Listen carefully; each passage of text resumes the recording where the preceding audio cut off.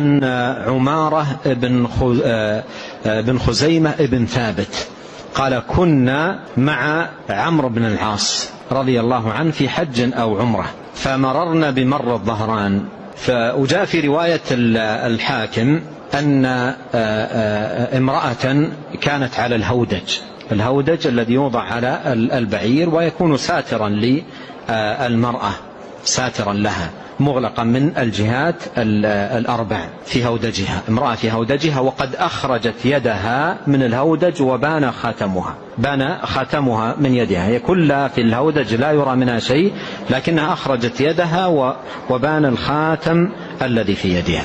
فقال عمرو بن العاص، يعني ذكره هذا الذي رأى بحديث، قال مررت مع النبي عليه الصلاة والسلام بهذا الوادي أو هذا الشعب فإذا فيه غربان، فقال ماذا في هذا الوادي؟ قالوا غربان وفيها غراب أعصم.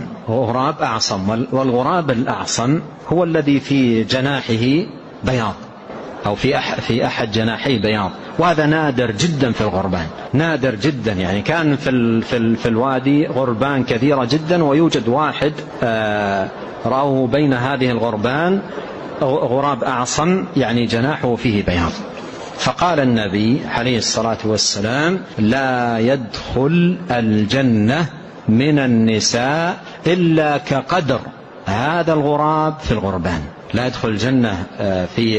يدخل الجنة من النساء إلا كقدر هذا الغراب في الغربان.